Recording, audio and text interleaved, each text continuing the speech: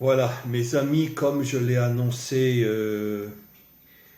juste avant Shabbat, j'ai l'intention de reprendre pour un long moment des cours très importants que j'avais arrêtés parce que, comme je l'ai expliqué dans cette vidéo courte de 15 minutes, j'avais le sentiment très profond et je l'ai réalisé d'une certaine manière.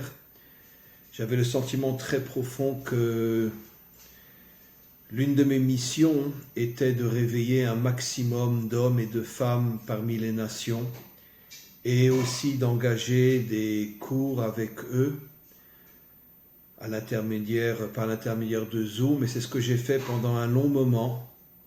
Et puis il s'est passé quelque chose d'assez extraordinaire, comme je l'ai déjà dit, mais je préfère le redire. C'est que finalement, les Bnei Adam eux-mêmes m'ont dit, écoutez Rav, on voudrait maintenant revenir et écouter vos cours profonds que vous donniez dans le passé sur le Tanya, sur le Zohar, sur le Nach, la Bible en français.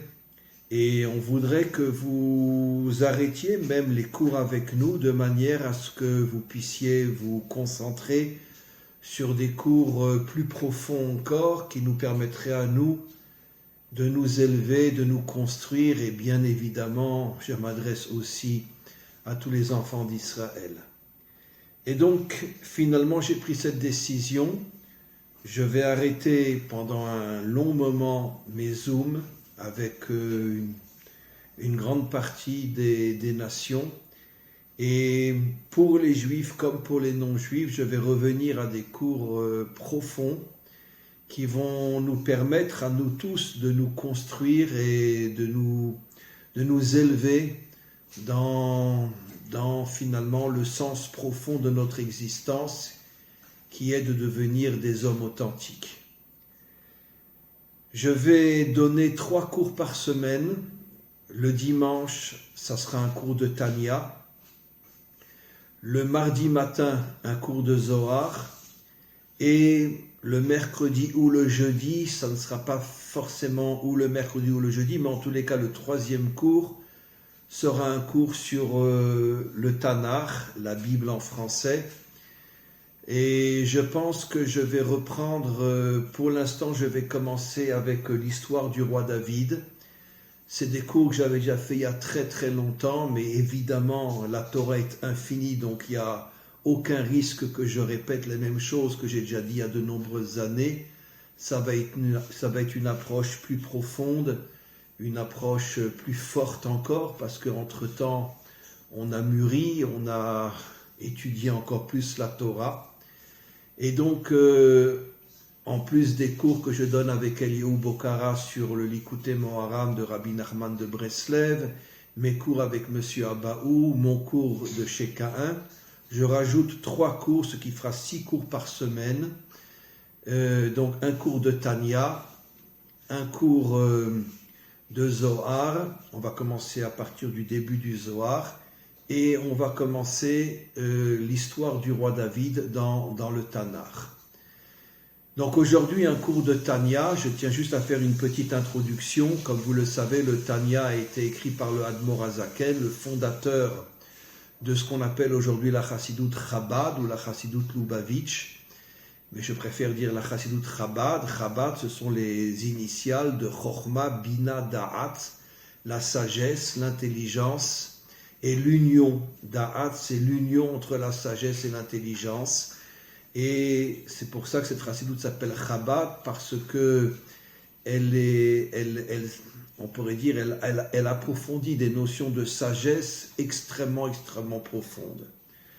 On va commencer le Tanya à partir du début. Il est évident que je ne vais pas lire chaque ligne du Tanya, je choisirai des morceaux importants. Je tenais à préciser que le Tanya est un livre complètement, totalement, absolument codé. Il est absolument inconcevable d'imaginer que lorsque l'on lit en hébreu ou traduit, on lit une phrase du Tanya, ça y est, on a compris ce que le fondateur de la Chassidoute Chabad voulait dire. Tout est absolument codé. Le Baal HaTanya donc est arrivé en utilisant des mots d'une précision inimaginable à nous transmettre des messages extrêmement forts. Et voilà, on va commencer aujourd'hui, on va aller doucement parce que chaque ligne, chaque mot, chaque lettre contient des secrets absolument inimaginables. Alors on reprend le Tanya au début, je vais lire les 2-3 premières phrases et pour l'instant on s'arrêtera là parce qu'il y a tellement de choses à dire. Tanya. Il est écrit dans le traité Masechet Nida, dans un des traités du Talmud, que avant que un homme existe dans ce monde, avant que son âme ne descende et ne s'habille dans le corps, à ce moment-là, l'âme passe devant le maître du monde et on lui fait prêter un serment. Mashbi'imoto, on fait jurer l'âme et on lui dit Te'i tzadik. Dans le monde dans lequel tu vas descendre, on veut que tu sois un tzadik. Va'al te'e racha, et ne sois pas un racha. Et on rajoute, c'est les 3 parties du serment, et après je vais expliquer. Ve'afilu kol ha'olam kulo omrim lecha tzadik ata, et même si tu arrives à devenir un tzadik, et que le monde entier dise de toi que tu es un tzadik, et ye be'inecha keracha, à tes propres yeux, tu dois te voir comme un méchant. Alors un serment extrêmement compliqué, et je vais poser 2 questions. D'abord, à partir du moment où on fait jurer l'âme qu'elle doit être un tzaddik, alors pourquoi rajouter « ne sois pas un rachat » ? À partir du moment où l'âme s'engage à devenir un tzaddik, il est évident que l'âme va tout faire dans ce monde pour ne pas être un rachat. Donc pourquoi préciser « et ne sois pas un rachat » ? Deuxième question, comment est-il possible, à partir du moment où l'âme s'engage, enfin l'être s'engage à être un tzaddik, le serment termine en disant « et si le monde entier dit que tu es un tzaddik, tu dois à tes propres yeux te voir comme un rachat, comme un méchant. » On verra que le Baal HaTanya posera lui aussi cette question sur comment est-il possible qu'un homme se voit comme un rachat. Il rapportera des preuves qu'un homme n'a pas le droit de se voir comme un rachat. Mais on avancera doucement car chaque notion est importante. Alors, je vais commencer à expliquer. Comme je l'ai souvent expliqué dans mes cours, et c'est une notion sur laquelle je suis obligé de revenir dans le Tanya, quand on demande à la personne, avant qu'elle commence à se réaliser dans ce monde, soit un tzaddik, il faut comprendre c'est quoi la notion de tzaddik. Est-ce qu'un tzaddik c'est quelqu'un qui est entièrement dévoué au service divin, c'est-à-dire que s'il en a les moyens ou s'il le choisit, même s'il a des difficultés financières, il choisit d'être un homme d'études, d'être un homme d'enseignement, d'être un homme de prière, un homme qui consacre toute sa vie au service divin, ou bien un tzaddik, c'est celui qui, bien évidemment, s'accroche de toutes ses forces au maître du monde, mais en même temps a une activité dans le monde matériel. Il travaille, il peut être agriculteur, cordonnier, menuisier, médecin, avocat, homme d'affaires, mais il a une activité dans ce monde. Alors, c'est quoi le véritable tzaddik ? Comme je l'ai souvent expliqué, malheureusement, depuis des millénaires, nous appelons tzaddik un homme qui est entièrement consacré au service divin, qui étudie, qui transmet des enseignements de Torah, qui prie, qui accomplit les commandements divins, et qui est encore une fois dans sa vie entièrement, je pourrais dire dans le monde d'en haut, mais qu'il n'a aucune connexion avec le monde d'en bas, ce n'est pas quelqu'un qui travaille. Comme nous l'avons expliqué des milliers de fois, et je vais le redire aujourd'hui, celui-là n'est absolument pas un tzaddik. C'est quelqu'un qui étudie, qui transmet la Torah, mais il n'a rien à voir avec le tzaddik. Et on va comprendre pourquoi justement après on dit ne sois pas un rachat. Le tzaddik, nous le voyons une seule fois dans la Torah, c'est Yosef. Yosef est appelé Yosef HaTzadik. C'est le seul de tous les personnages bibliques que l'on appelle tzaddik. Et pourquoi ?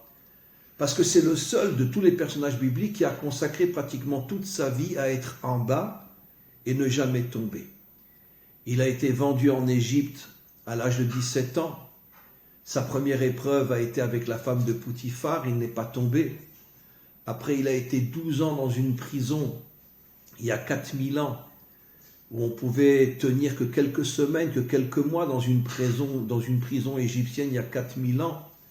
Jusqu'à aujourd'hui encore, tout le monde le sait, dans une prison égyptienne, irakienne, syrienne, on tient au maximum 1 an, puis on meurt, tellement la vie est d'une difficulté qui dépasse l'atrocité.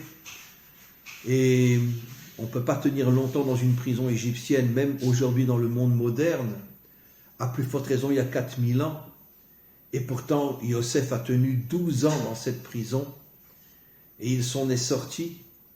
Et sa dernière et la plus grande épreuve, il est devenu le dirigeant de l'Égypte pendant 80 années, le pays le plus corrompu, le plus idolâtre, le plus débauché. Et donc, de l'âge de 17 ans à 110 ans, il n'est jamais tombé, ni dans la débauche, ni dans l'idolâtrie, ni dans la corruption, alors qu'il était complètement impliqué dans le monde d'en bas. On comprend pourquoi lui, on l'appelle tzaddik. Un homme qui, encore une fois, ne vit que de spiritualité n'est absolument pas un tzaddik. C'est un bon juif, un homme bien, mais rien de plus. Pour pouvoir devenir un tzaddik, il faut que tu sois impliqué dans ce monde, que tu aies des tentations, des épreuves, des séductions, et que tu ne tombes jamais, comme Yosef. Ça, c'est le véritable tzaddik. Maintenant, on comprend pourquoi on rajoute « et ne soit pas un rachat ». Ma question était, mais s'il s'engage à être un tzaddik, évidemment, il ne sera pas un rachat.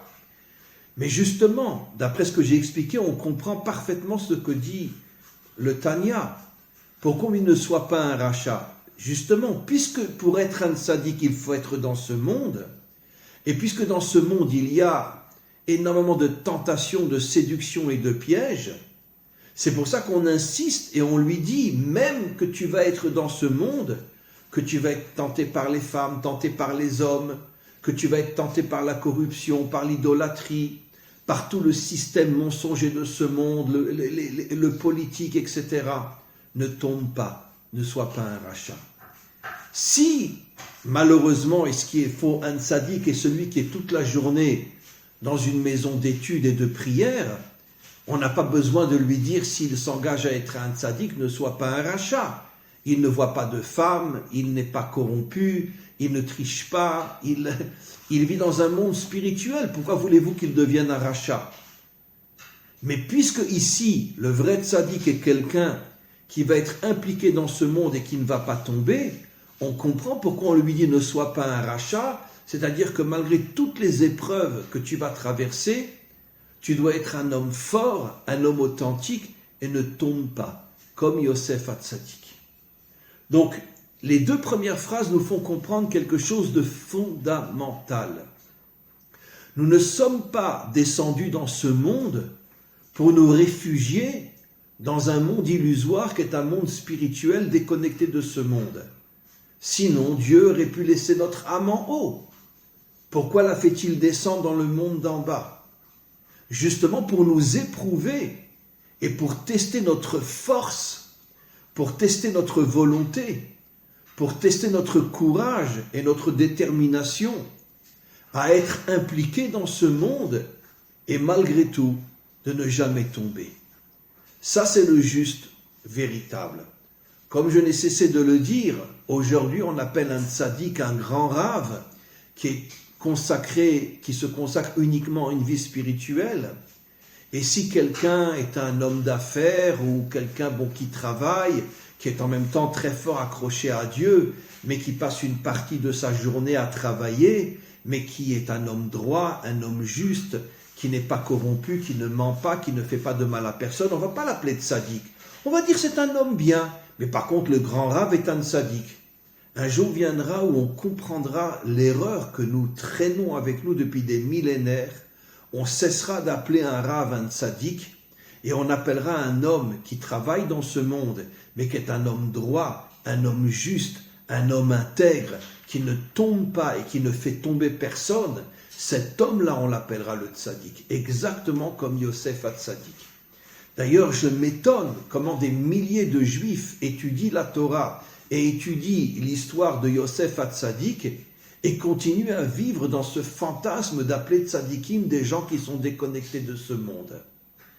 Donc il est temps on pourrait dire, de commencer cette révolution et de chercher les vrais tzadikim qui sont dans ce monde, qui sont des hommes droits, des hommes justes, qui malgré le fait qu'ils sont impliqués dans ce monde matériel, malgré toutes les épreuves et les tentations de ce monde, ils ne tombent pas. Ça, c'est un vrai tzaddik. On va maintenant s'intéresser à la dernière phrase qui est extrêmement difficile. On va voir que le Baal HaTanya lui-même va se poser la question sur cette dernière phrase. Si le monde entier dit que tu es un tzaddik, à tes yeux, sois un rachat. Cette phrase est complètement incompréhensible.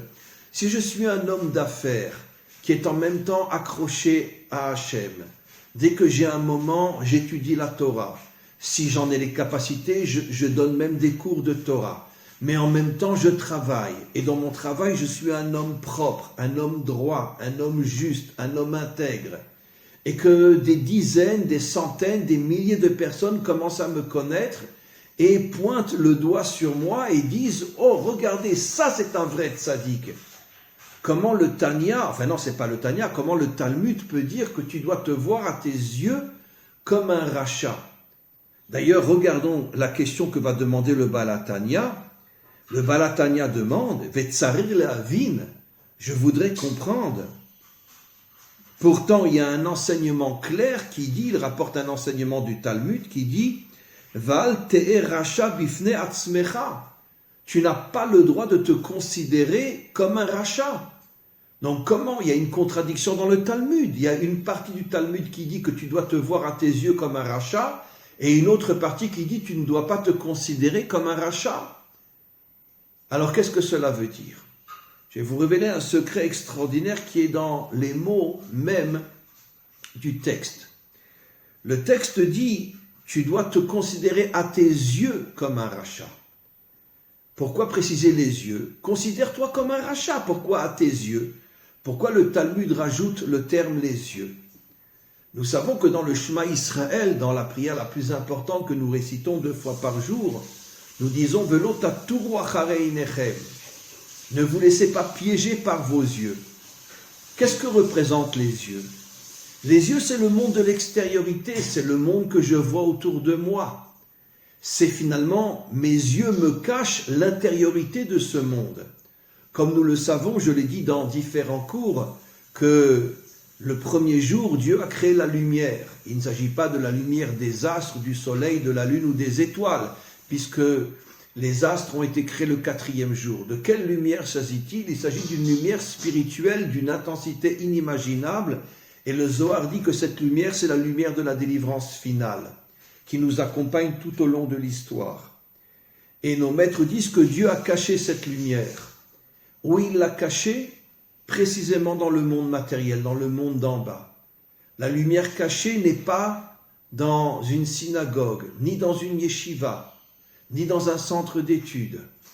La lumière cachée, la lumière de la délivrance, est dans un bureau où un homme travaille avec propreté et intégrité.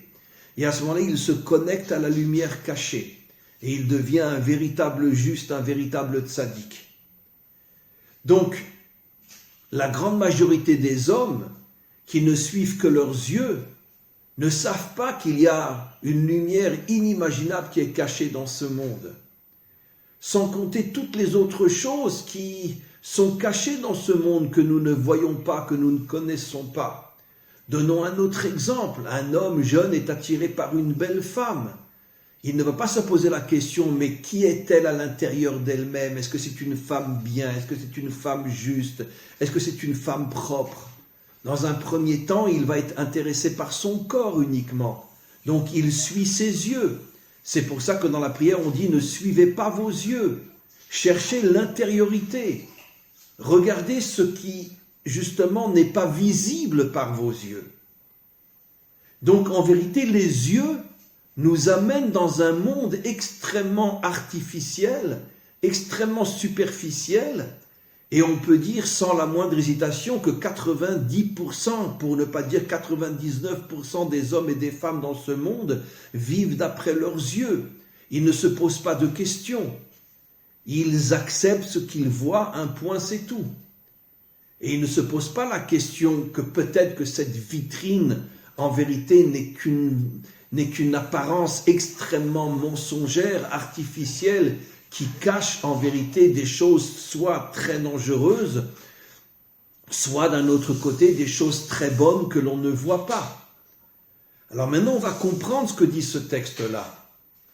Même si le monde entier dit que tu es un tzaddik, n'oublie jamais, c'est pas que tu dois te voir comme un rachat dans le sens, comme on va le comprendre, que tu es un vrai rachat. Mais n'oublie jamais que quand tu suis tes yeux, tu deviens un rachat, tu deviens un homme méchant. Pourquoi ? Parce qu'encore une fois, nos yeux nous déconnectent de l'intériorité de ce monde. Nos yeux nous déconnectent de tout ce qui est caché à l'intérieur de ce monde. Et lorsque l'on suit ses yeux, on devient d'une certaine manière un homme méchant, parce qu'on tombe dans toutes les tentations, dans toutes les séductions de ce monde. C'est pour ça que ici, comment qu'il faut comprendre cette phrase ? Même si le monde entier dit que tu es un tzaddik, et c'est vrai que tu es un tzaddik, parce que tu es un homme qui travaille, tu es un homme propre, tu es un homme droit, tu es un homme intègre. Attention à tes yeux. Ne te laisse pas guider par tes yeux, parce que même si aujourd'hui tu es un homme droit, tu es un homme intègre, si tu suis tes yeux, tu finiras par tomber. Je peux donner un exemple, aussi incroyable que ce soit. La Torah nous dit clairement que le roi David est tombé et finalement a pris Bathsheba plus ou moins de force parce qu'il était sur son balcon et puis il a vu en face, dans une maison en face, il a vu Bathsheba qui était extrêmement belle et il est tombé. Pourtant, David était un homme un vrai tzaddik, puisque c'est un guerrier, c'est un politicien, c'est un dirigeant, et un homme d'une droiture, d'une justesse. Lui, c'est vraiment l'exemple du vrai tzaddik. C'est pas quelqu'un qui vit uniquement d'études et de prières. Il se bat, il combat, il s'occupe de son pays. Et pourtant, malgré le fait que tout le monde était en droit de dire que c'est un juste, c'est un tzaddik, malgré tout, il est tombé. Quand il a vu une belle femme avec ses yeux, il est tombé. C'est vrai, ce n'était pas un adultère, comme on le sait, parce que David avait imposé que tout mari qui part à la guerre doit donner un acte de divorce à sa femme, de peur qu'il se fasse prisonnier, et pendant des années, et donc sa femme ne peut plus se remarier, elle ne peut plus rien faire, et si elle est jeune, c'est une atrocité pour elle. Donc, David avait imposé, tout soldat qui part à la guerre donne un guet à sa femme, un acte de divorce. Bien sûr que la femme l'attend avec impatience qu'il revienne et qu'il se remarie. Donc quand David a pris Bathsheba, elle n'était plus une femme mariée. Mais d'un autre côté, il a eu un rapport avec elle avant de se marier avec elle. Et c'est sûr qu'elle attendait le retour de son mari. Donc c'était une faute morale, c'était pas un adultère, mais c'était une faute morale inimaginable. D'ailleurs, il a été gravement puni pour cette faute-là. Comment qu'il a pu fauter alors que c'était un homme d'une intégrité, d'une justice, d'une justesse, un homme incroyable qui arrivait à unir le monde d'en haut et le monde d'en bas. Mais parce que les yeux nous piègent et personne ne peut échapper, ne serait-ce qu'une fois, à tomber avec ses yeux. Et là, on comprend vraiment d'une manière magnifique ce que nous dit le texte. Même si tu es un tzaddik, même si le monde entier dit que tu es un tzaddik, fais attention à tes yeux, parce que tes yeux peuvent te faire tomber, parce que les yeux ne te montrent que l'extériorité de ce monde, et tu ne sais pas ce qu'il y a à l'intériorité. J'ai souvent rapporté cette histoire extraordinaire le Talmud rapporte une histoire. Il y avait un très très très grand maître qui était un homme exceptionnel, un homme extraordinaire, et il n'était jamais tombé. Et un jour, le Satan est venu, je raconte l'histoire d'après, sans la décoder, le Satan est venu devant Dieu et il a dit à Dieu, mais regarde, cet homme-là n'est jamais tombé, laisse-moi, je vais essayer de le faire tomber. Hachem dit au Satan, écoute, tu peux faire ce que tu veux, de toute façon il ne tombera pas. Le Satan dit, laisse-moi faire. Le Satan se déguise en femme d'une beauté inimaginable, dit le Talmud, avec une lumière, aucun homme ne peut résister. Elle rentre dans le lieu d'étude où il est en train d'étudier, elle le touche sur l'épaule et elle lui parle avec un ton dévastateur. Il se retourne, il la voit, il sent qu'il va craquer, il sort un couteau de sa poche et il se crève les 2 yeux pour ne plus la voir. Ça veut dire que même un homme d'une grandeur inimaginable a senti qu'il allait tomber. Et donc, il a fait quelque chose de très grave, il s'est crevé les yeux pour ne pas tomber. Il est devenu aveugle. Qu'est-ce qu'on comprend de là? Que même un homme d'une grandeur inimaginable, ses yeux peuvent le faire tomber. Donc c'est quelque chose de très très très dangereux, les yeux. C'est pour ça que nos maîtres disent, attention, par rapport à tes yeux, tu peux être un rachat. Maintenant, on comprend encore une fois magnifiquement cette phrase. Même si tu es un homme droit, un homme juste, un homme intègre, que tu n'es jamais tombé, méfie-toi de tes yeux, parce que tes yeux peuvent te faire tomber et faire de toi un homme méchant. Maintenant, regardez ce que dit le Tanya, le Baal HaTanya, le Admour HaZaken. Il dit, pourtant, il y a une autre phrase qui dit, Al terasha bifne atzmecha.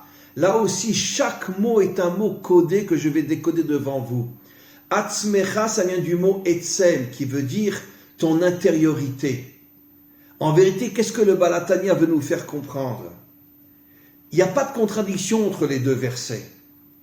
Tes yeux t'amènent vers le monde de l'extériorité. Et dans le monde de l'extériorité, même si tu es aujourd'hui injuste, demain tu peux tomber. Et le Tanya rapporte une autre phrase du Talmud qui dit « Ne te vois pas dans ton intériorité comme un rachat ». Ça veut dire que dans ton intériorité, tu ne dois pas te voir comme un rachat. Pourquoi? Parce que même quand un homme faute, il faute uniquement parce qu'il est tombé dans le monde de l'extériorité.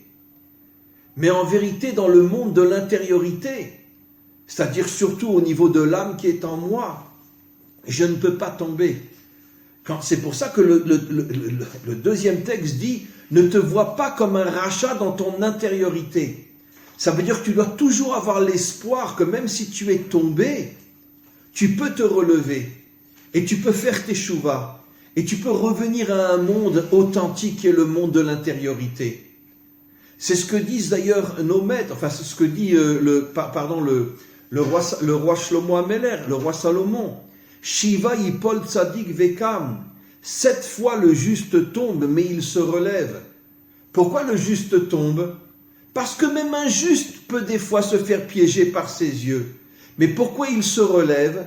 Parce qu'il ne se considère pas comme un méchant dans son intériorité.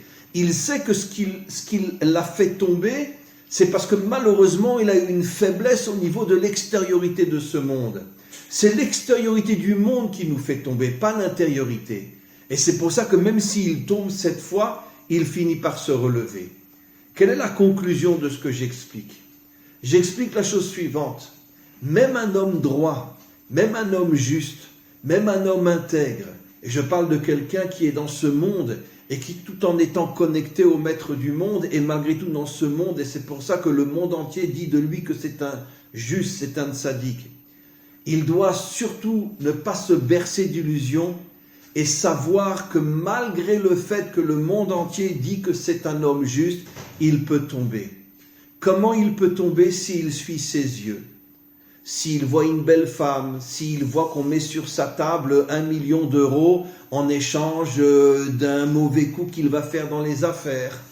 Ça veut dire que si tu ne suis que tes yeux, qui va résister à 1 million d'euros? Qui va résister à une belle femme? Il ne va pas résister et il peut tomber. Mais l'autre verset dit, malgré le fait que tu tombes, ne te vois jamais comme un rachat, comme un méchant dans ton intériorité. Parce que c'est ton extériorité qui t'a fait tomber, pas ton intériorité. Et c'est comme ça qu'on fait teshuva. C'est quoi teshuva? Le mot teshuva veut dire revenir. Ça veut dire que tu quittes l'extériorité et tu reviens dans ton intériorité. C'est ça la vraie teshuva. D'ailleurs, c'est pour ça que le Shabbat s'appelle Shabbat, qui veut dire revenir. Pourquoi? Parce que pendant toute la semaine, on vit dans le monde de l'extériorité, avec toutes les tentations, toutes les séductions, tous les pièges du monde de l'extériorité. Mais le Shabbat, on quitte le monde de l'extériorité, et Shabbat veut dire revenir. On revient vers son épouse, on revient vers ses enfants, on revient vers sa famille, on revient vers Dieu, on revient vers la prière, on revient vers toutes ces choses qui nous reconstruisent dans notre intériorité. Et donc c'est pour ça que le Shabbat est d'une importance inimaginable. Quelqu'un qui ne respecte pas Shabbat, c'est absolument impossible et impensable qu'il ne tombe pas. Car malheureusement, comme je l'ai expliqué, même un juste peut tomber s'il suit le monde de l'extériorité. Mais à plus forte raison, celui qui fait Shabbat, il est plus protégé. Et donc il pourra se faire, on pourrait dire, des boucliers qui le protégeront lorsque, après, il retournera dans le monde de l'extériorité. C'est pour ça que le Shabbat est d'une importance inimaginable, au point que nos maîtres nous disent dans le Talmud qu'en vérité, que la lumière qui est cachée dans le Shabbat, personne ne la connaît. Et en vérité, lorsqu'un homme respecte véritablement le Shabbat, c'est-à-dire qu'il arrête toute activité matérielle, et une fois par semaine, je ne dis pas toute la semaine, mais une fois par semaine, il revient à une dimension beaucoup plus spirituelle, c'est comme ça qu'il arrive à cet équilibre entre la dimension spirituelle et la dimension matérielle, et c'est comme ça que finalement, même quand il retourne après au travail, il retourne dans la vie matérielle, il ne tombe pas. Parce que le Shabbat dépose en lui une lumière qui est tellement forte que c'est comme ça qu'il ne tombe pas. Voilà, on va continuer encore un petit peu. Donc on a expliqué ce que ça veut dire ne te vois pas comme un rachat dans ton intériorité. Et le Baal HaTanya continue et il dit Vegam imiye beinav keracha. En plus, il pose une autre question maintenant, le Baal HaTanya, il dit si un homme se voit comme un rachat, Yera levavo, ça va finalement le faire tomber. Veillez atzouv, il va tomber dans la tristesse. Velo yuchala avod Hashem besimcha ou betuv levav, il ne pourra plus servir Hashem dans la joie et avec un bon cœur. Qu'est-ce qu'il veut dire par là? Ça veut dire qu'il revient sur la question qu'on a demandé. Comment on peut dire à un homme, vois-toi comme un rachat? Alors moi j'ai expliqué le secret qui se cache derrière tes yeux peuvent te faire tomber et tu peux devenir un rachat. Mais malgré tout, le Baal HaTanya, parce qu'il va répondre par la suite, il faut savoir qu'il ne va pas répondre tout de suite, ça va prendre du temps jusqu'à ce qu'il réponde, mais en tous les cas, il y a énormément de textes à voir, mais il pose malgré tout une question. Il n'est pas bon qu'un homme se voie comme un rachat, parce que si un homme se voit comme un rachat, finalement il va sombrer dans la tristesse, et il ne pourra plus servir Hachem dans la joie. Dans la simcha. Bon, je traduis par joie, bien que c'est un peu plus profond que ça. Là, je voudrais m'arrêter quelques secondes avant de terminer ce cours. Et je voudrais rebondir sur ce que dit le Baal HaTanya. Qu'est-ce que ça veut dire servir Dieu dans la joie et avec un bon cœur? Alors bon, j'ai traduit en français, mais en vérité, la simcha n'a rien à voir avec la joie telle qu'on le comprend en français. Nos maîtres disent dans le Talmud, en simcha ela balev. La simcha, elle est dans le cœur. La simcha, c'est pas je suis content, je suis heureux, je me marre, etc. En simcha ela balev. Ça veut dire qu'il faut que ton cœur soit propre. Il faut que ton cœur soit propre. Il faut que ton cœur soit, on pourrait dire, libéré de toutes les saletés, de toutes les clipotes, de toutes les écorces qui, d'une certaine manière, salissent et pourrissent ton cœur et te déconnectent complètement d'Hachem. Nos maîtres disent dans différents endroits, y compris dans le Zohar, que finalement, on pourrait dire, la partie du corps la plus importante qui nous déconnecte d'Hachem, c'est le cœur. Pourquoi le cœur? Parce que même si un homme, d'une certaine manière, croit en Dieu, même si un homme, je dirais même s'il étudie la Torah, mais que son cœur est sale, et qu'est-ce que c'est un cœur sale? Un cœur sale, ça veut dire que finalement, mes sentiments sont plus forts que ma raison. Comme on le verra, comme il va l'expliquer un peu plus tard, enfin ça va prendre encore du temps, parce qu'on va doucement, mais il va expliquer plus tard quels sont les défauts du cœur, justement. Et le cœur, c'est le monde des sentiments. Le problème, c'est que l'homme est beaucoup plus fragile devant ses sentiments que devant sa pensée. Excusez-moi de revenir sur cet exemple, mais malheureusement, c'est aujourd'hui une catastrophe. Un homme peut très bien aimer sa femme, il est marié, il aime sa femme, etc. Mais s'il est en voyage et qu'il tombe sur quelqu'un de très séduisant, quel est l'homme qui va pouvoir se retenir? Et on peut les compter sur les 10 doigts de la main. La majorité des hommes tombent. Attention, ça ne veut pas dire qu'il n'aime pas sa femme. Bon, mais il voulait s'amuser. Le sentiment a été plus fort que sa conscience. Sa conscience, c'est que je dois être fidèle, oui, mais le sentiment est plus fort. Et dans un autre domaine, un homme peut, sur le plan de sa conscience, vouloir être un homme droit, être un homme moral, mais si un homme d'affaires vient, il est lui-même dans les affaires, il lui propose 1 million d'euros sous la table en échange d'une signature pour un contrat douteux, qui va résister? Parce que l'envie de l'argent, 1 million d'euros, qui va refuser 1 million d'euros pour une simple signature? Qui va refuser? Ça veut dire qu'en vérité, le cœur, malheureusement, nous domine beaucoup plus que la conscience. D'ailleurs, comme on le verra plus tard, le Baal HaTanya va dire une chose extraordinaire, que tout le travail de l'homme, c'est de soumettre le cœur à la conscience. Ça veut dire de grandir et de renforcer notre conscience avec une telle force que rien ne puisse nous faire tomber en passant par le cœur. Mais 99% des hommes et des femmes dans ce monde vivent avec leur cœur et ne vivent pas avec leur cerveau. Et quand je dis ne vivent pas avec leur cerveau, ça ne veut pas dire qu'ils n'ont pas conscience de ce qui doit être le bien. Mais au moment de l'épreuve, ils ne tiennent pas. Au moment de l'épreuve, ils tombent. Parce qu'encore une fois, le sentiment est plus fort que la conscience. Donnons un exemple simple, la faute de Adam et Ève. Qu'est-ce que nous dit la Torah? Elle a vu avec ses yeux la beauté des fruits. Elle a eu une ta'ava, elle a eu un désir énorme. Et pourtant, elle avait clairement entendu de la bouche de son mari, qui lui-même l'avait entendu directement d'Hachem, et elle n'avait aucun doute que son mari disait la vérité, qu'il ne fallait pas manger de ce fruit-là. Bon, je parle d'après les codes, je ne décode pas. Mais elle savait très bien que c'était interdit. Mais qu'est-ce que nous dit le texte?